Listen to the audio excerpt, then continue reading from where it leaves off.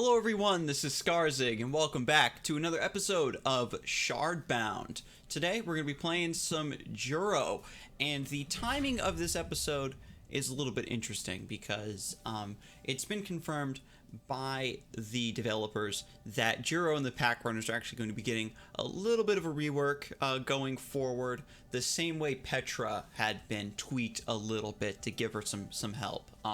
I am very regretful that I have to admit that Juro is really not in the strongest spot right now. There were some naysayers a while back that thought that yellow wasn't very good, but I was able to still come up with a workable list. And getting back into the game and trying to play the Packrunners, that was the faction I was most comfortable with, right? And them still being so weak really gave me a bit of a bumpy ride coming back into the game. But I did finally work up a potential list here. You can see it's got a little bit of everything. It's not super like cut and refined, but I found that in this game I like to have those additional options because there's certain aspects of certain decks that will just instantly blow you out if you don't have the answer, right?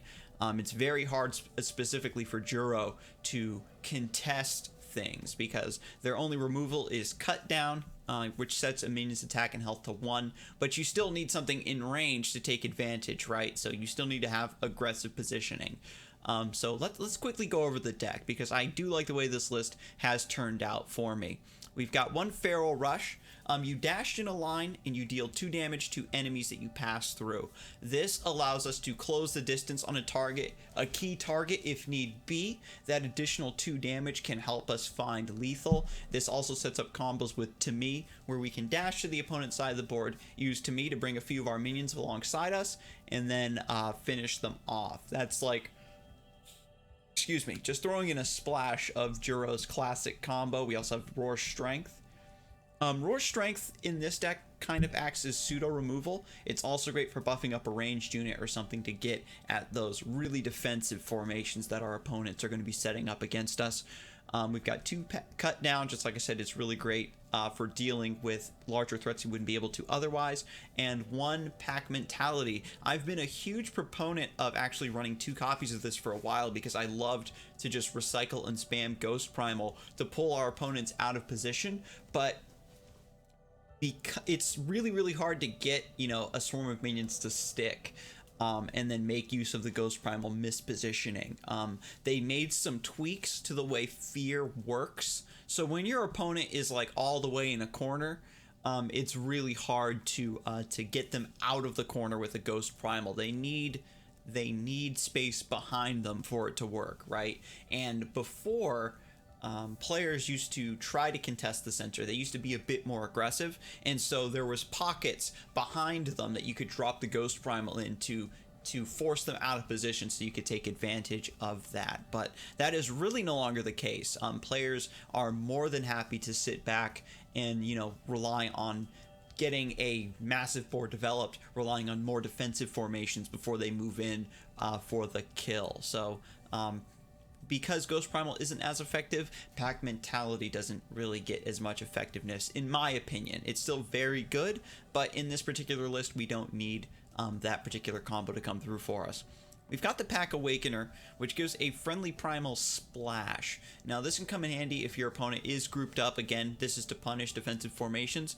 And we just have the 1 because it is situational, and we only want to use it when our opponent isn't expecting it. Normally, a really solid splash from a Pack Awakener can turn the tide of battle, and that's what we want. We've got 2 Vice Fang Primals because they're solid. We've got 2 Dawn Chasers. Giving a friendly minion +1/+1 is actually very strong in this game. I was surprised, right? Because making your Vice Fang Primal into a 5/4, allowing it to trade up, or allowing one of your smaller minions to be able to trade and then survive to get another rotation of damage potentially is absolutely enormous in this game. This is also going to buff our ranged minions and allow them to get some bigger hits as well. We've got the Silverwing, which is a 3/3. We just have the 1. This really isn't a minion. It's more like we prep a removal. This is to help us control our opponent's pack line a little bit more. Nothing too special about that. We've got 2 Tribe Warriors. If you control a primal, you get +1/+1, always really solid. 2 Alpha Packmasters to buff our minions. Ghost Primals, even though they aren't as good as they used to be, I still like to have 2 because this can allow us to fish out a key enemy unit and take it out. We've got 1 Moya Primal, which is, again, we want to get our opponent's problematic units out of position so that we can kill them. We've got a Phalanx Leader for buffing Weave Breaker to slow down our opponents developing their strategy so that we can get established a bit easier. We've got 2 Wildlight Wranglers, and this card is solid, right? The way this deck functions, you can make use of either the health or the attack, and if you can set up a turn where the minion getting attack or the minion getting health is going to be favorable for you, then that's where the Wildlight Wrangler really shines, right? You can get some early burst damage, some early trades with the Wildlight Wrangler, and again, the ability to potentially have one of your bodies trade into something and survive is so good. So I've been really enjoying this card. Growler Primal is just get that little bit of 2 damage. Getting a 4/5 summoned into your opponent's side of the board amongst their formation could cause them to have to trade a few units into it. It does have 5 HP, so that could come in handy for softening them up a little bit. We've got the Wrecking Crew, which destroys an enemy artifact. This is just a hate card. We want to make sure we destroy those very defensive artifacts like Pillar of Judgment, Stonecall Seedling, that sort of thing. We've got Skywatch Dragoon, which deals 2 damage to an enemy minion, and if it has flying, it destroys it. This is another really great counter card because your opponent playing very defensively and then summoning flying minions to come over to your side of the board and harass your back line or get face hits on your general is something we really can't deal with. And finally, to top off the list, we've got 1 Grand Worm Primal, which is just really solid removal. We aren't running as many shenanigans as we used to, right, where we're using Grand Worm Primal as an actual finisher, but it's just there as a late game removal that leaves a body. Watch out! I plan on exceeding my gravitational binding energy. Don't blame me when you're all cut and bruised. So blue is really interesting because they have a lot of very strong utility. We actually, I kind of want to keep the cut down, but we gotta find turn 1 plays. This is a little bit better. We've got the Eagle Primal, Dawn Chaser, Eagle Primal, Wildlight Wranglers, also very good. And we want to contest this big patch of high ground here. Because blue is a ranged general, and they do have a lot of strong ranged units, we don't want them to basically, once you get control of this high ground, like, you just get such a sweet sight line into the spawn here. So we need to counteract that. Claws out. So we're just going to move up.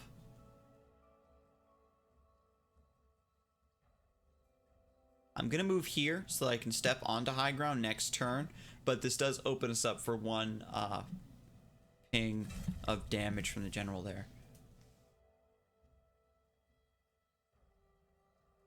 But yeah, I would like to really, like, focus in on, like, a main, I would say, like, a main win condition of the deck. It has, like, a lot of tools, right? That's generally how I approach games at first, is I like to just build generalist, like, toolbox, mid-rangey decks so that I have, like, answers for all these situations. Once you're more familiar with the game, you can prevent those situations from ever occurring, or you can prepare to deal with them using less specialized tools. So for now, I just have, like, a general good stuff deck and a few silver bullets to take out the most annoying things that I've come across so far. Because Pillar of Judgment is one of my least favorite cards in the game. I think it's absolutely bonkers, the amount of control that it gives you. And again, that's exactly why I included Wrecking Crew, just for such a matchup. Fortunately, blue doesn't really rely on artifacts as much, but it's still a pretty decent body once you summon it. Now this is interesting. Claws out. I think think getting the Eagle Primal developed here is correct. Let me check. Yeah. I'm here. Be strong. So now we have the high ground.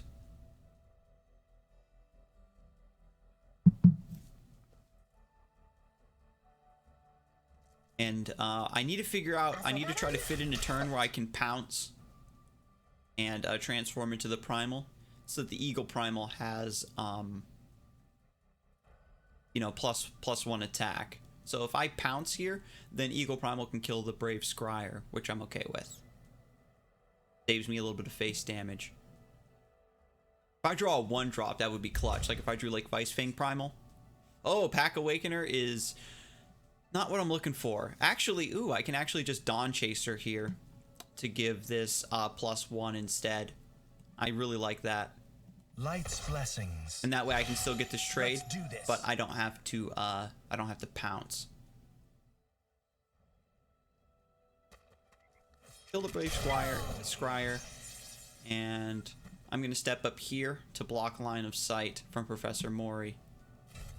Pack Awakener is going to be really good if he doesn't position around Eagle Primal properly. If he doesn't respect it, I can pounce to give it plus 1 attack, and then Pack Awakener can give it splash, and then hopefully we can get a nice AoE on our opponent. That might not be enough value though. We'll have to see.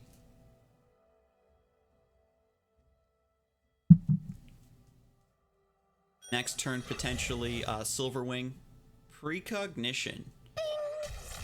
My opponent was able to look at the top 3 cards of the deck, choose which one they want to draw, and then shuffle the other ones back into the deck. And now, you see, now that I have the high ground, he's forced to play very defensively. Look at this, and it's important to play around Professor Mori's ability.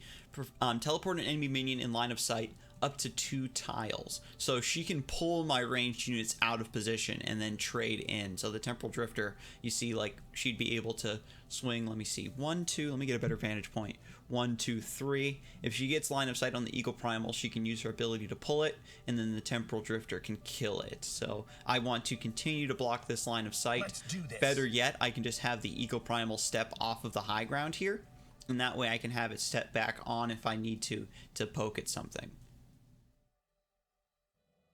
If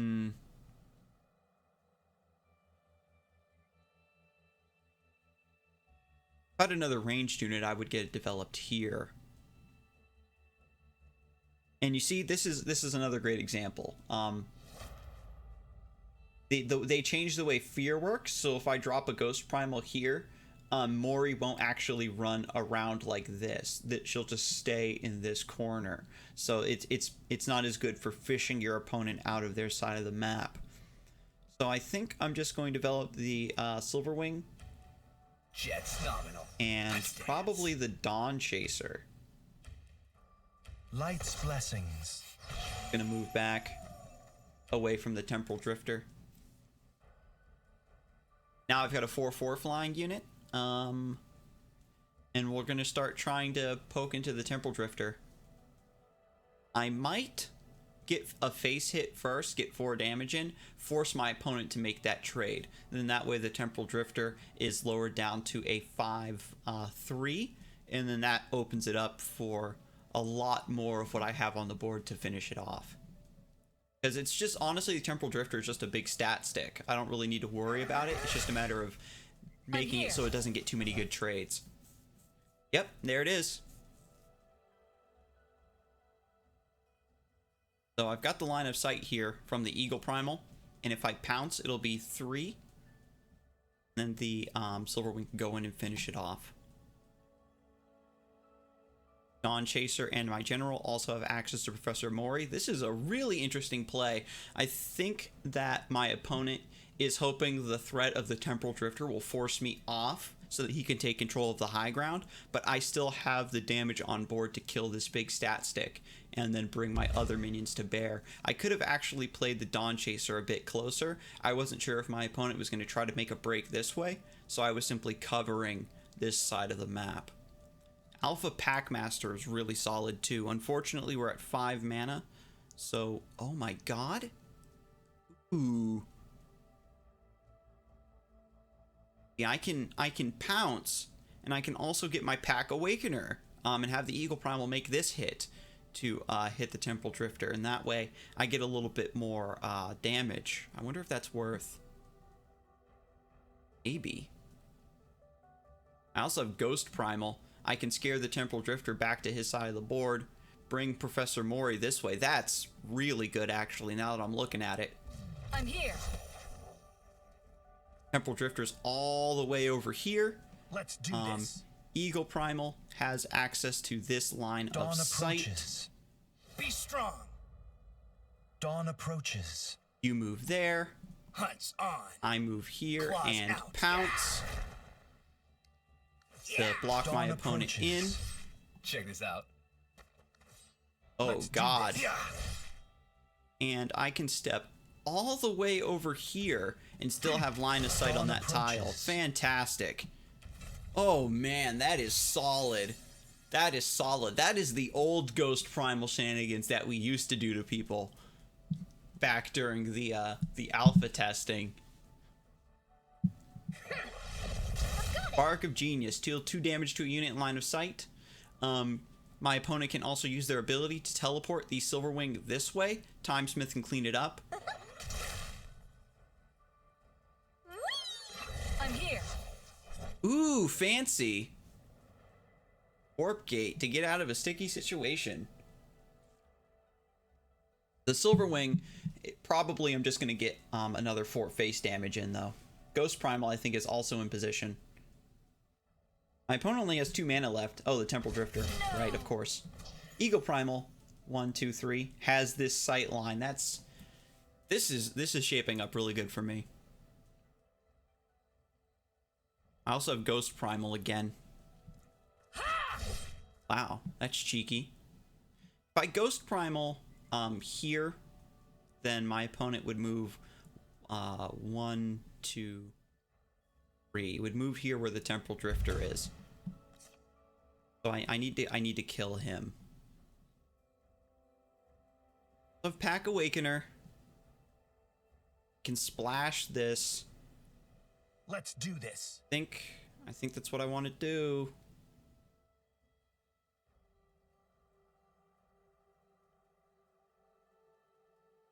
Got 6 mana. Let's do this.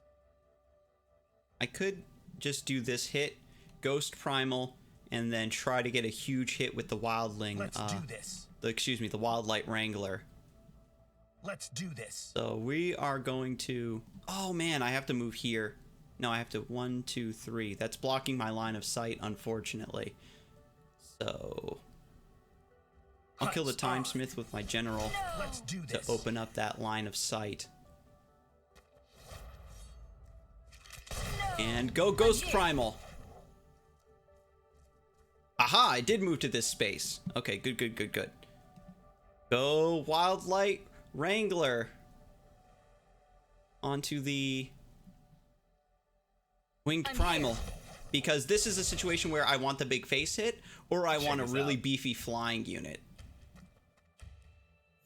So we get that hit. Yep, bam. Our opponent concedes. That I love it when a deck comes together. That was that key turn where we had the Ghost Primal able to fear that unit all the way and like separate that formation. That was to get that like huge hit of damage was key to winning that. Professor Mori is, excuse me, so troublesome if you let her get a foothold and let her you know, do what she wants, because she has solid units again, like the 5/7. You saw it costs less if you cast a spell. Some really great ranged minions like the Quantum Turkey, and you know, just being able to take your units out of position with her hero power just makes it so difficult to try to get anything established once you fall behind. So I instantly knew in that matchup that I needed to take control of that patch of high ground, and I was able to punish my opponent for trying to contest it without enough power. So all in all, very, very solid there. And we saw that, you know, the Ghost Primal pulling my opponent out of the corner and then having the Silver Wing come through. So Silver Wing, I'll have to make a mental note, is actually incredibly strong, and I'll have to make room for a second copy. Okay, where's my dad? I know you know. Man, going up against another Juro. So we're gonna mulligan all of this. Putting more 1-mana minions in the deck might be good as well. I'll have to do again. My decks are always under construction, always being refined. Hopefully we draw a 2-drop. If not, I'm not afraid to pounce. Get that so that just get that online so that my Eagle Primals are buffed as soon as they come into play. And then I've got Weave Breaker, and this is a nice way to keep my opponent under control. Ooh, Vice Fang. Okay.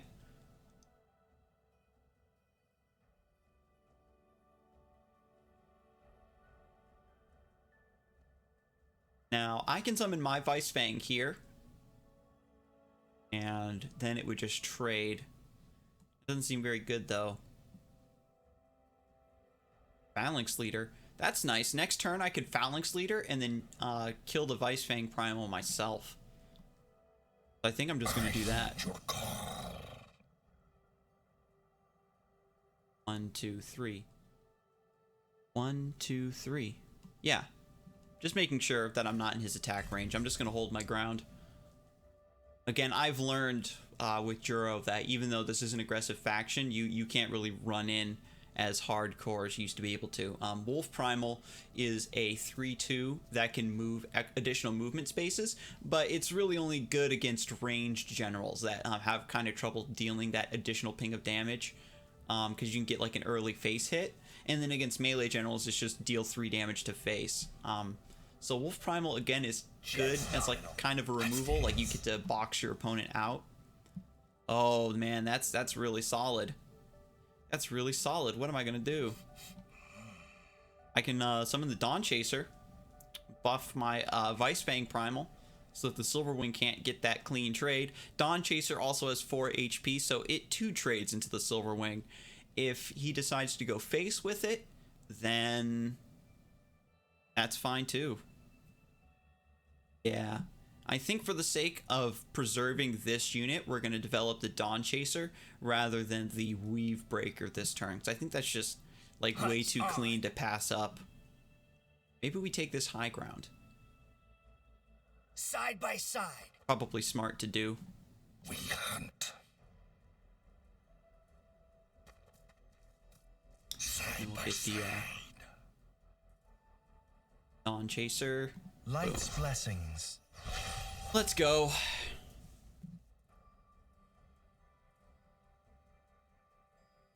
And so now I've got the Vice Fang Primal, you know, sort of controlling this quadrant.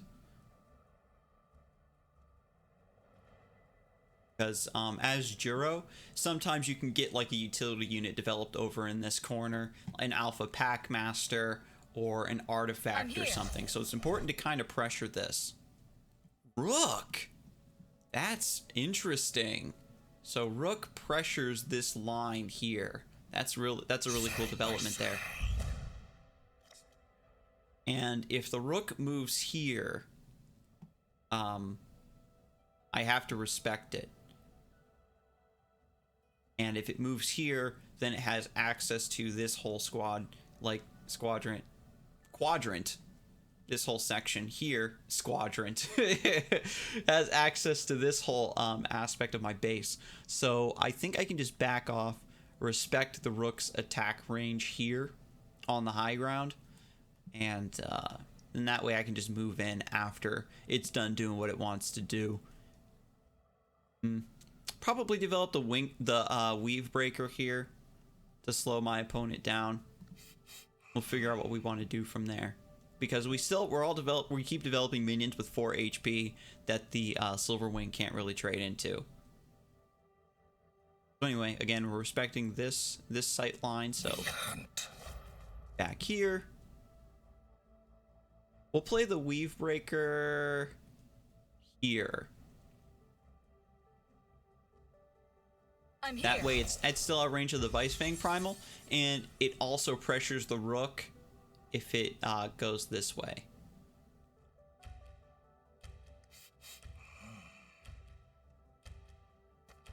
I'm going to step back because depending if the rook does want to go all the way in or all the way this way recklessly, I still have the damage present, right? Six damage here and then 4, 5, 6 here to pressure both of these rook points. And I'm completely fine, right, with allowing myself to just sit back, develop some stuff. The Silver Wing is going to try to get a nice trade and that sort of whatever, because it's still 3 bodies to 3 bodies on board. But everything that I have developed, like, is a pretty solid counter to what he's trying to do. And developing the rook on this square is really cool because these are the 2 longest sight lines on this map. I think this might be, yeah, it's like here, here, or here, here. That's really scary. He could actually just step the rook down one and pressure this whole patch of high ground and still have this sight line taken care of. This might be more effective actually because you get the full distance here and you get to pressure these 2 squares as well. So stepping the rook down one to this section would have been really good in my opinion. And there's the second Silver Wing, and that's definitely a punishment for me for not recognizing that is actually, you know, a really key unit. So Wildlight Wrangler is a pretty interesting development here, and I can also pounce. Side by side. We hunt.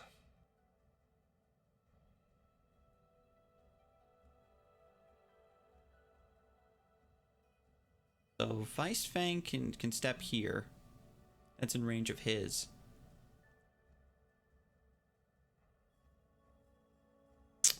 Really don't want to give him that trade though. And if I had a 2-drop, I would Alpha Packmaster then 2-drop. I don't want to just drop it naked with these 2 Silver Wings. So I guess we'll just Wildlight Wrangler. See what we get. I'm here. Ooh. That's interesting. Okay. We'll just hold our ground, I guess. And this is what I'm talking about, right? Where our opponent is playing defensively, and if he didn't have these Silver Wings, I would definitely just cross this distance right now. I would force the rook to just, you know, get a beefy hit on one of these guys. I'm here. And now he's got his own Pack Lord up, and I haven't drawn. Yeah, so the Silver Wing is really strong here. I do have to me, so I can move. Then use to me to bring my I can move, pounce, then use to me, and then just get a huge hit in. I also have Phalanx Leader. Claws out. Be strong. I guess we gotta do it. Who do I get? All right, cool. We hunt. Wildlight Wrangler. Trades here. We hunt. Weissfang kills the Pack Lord. Dawn approaches. And then my big guy kills the rook. Okay. Weave Breaker's also going to come down here to give me some backup. And then we're going to summon the Tribe Warrior. That was dank. That was really dank. You have to give me props. So now we just had a really big swing turn there where we brought our units to bear and cut into our opponent's line here. The Silver Wings probably going to need to trade into the Dawn Chaser so that his general doesn't take this 6 damage. We'll see how it plays out. He could be running like Roar Earburst or something, but that's not really worth. Good night. That's fine. He just used his whole turn to finish off that unit after it had already killed Rook, that really key unit that was zoning us out, and he still took damage with his general. So all in all, a pretty positive trade for us. You can see why the spell to me is still such a core part of Juro's game plan at the moment. And so now, Pack Awakener. That's good. We can develop our Alpha Packmaster potentially. And maybe into Phalanx Leader. We actually want to keep it near, so if the Silverwing flies in and tries to hit it, or if he buffs it and then the Silverwing kills the Alpha Packmaster, then it'll still be in range of our other boys coming. So we got to keep away from the Umbra Assassin's attack range. Yeah. Let's try this. So we are going to respect that. Play the Alpha Packmaster and the Phalanx Leader. Now, I suppose the question is, do I want to move?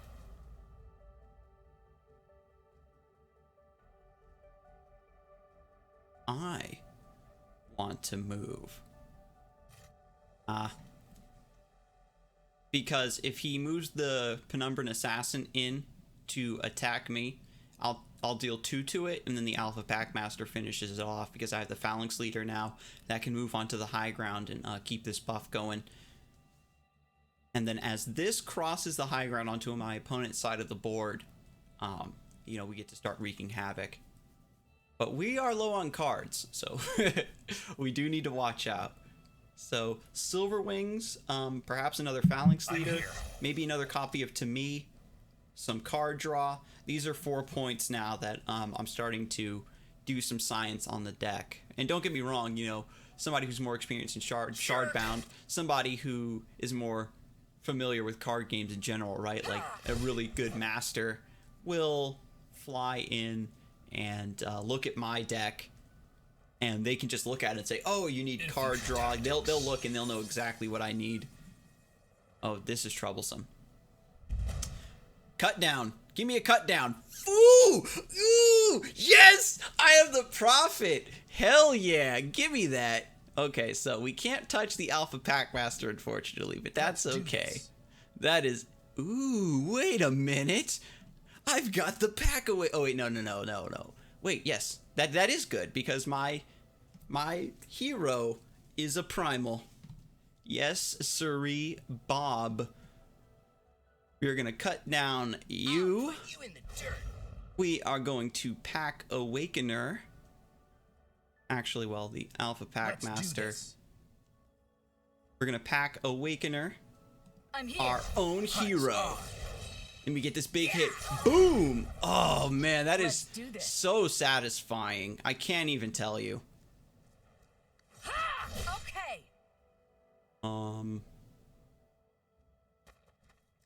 Phalanx Leader.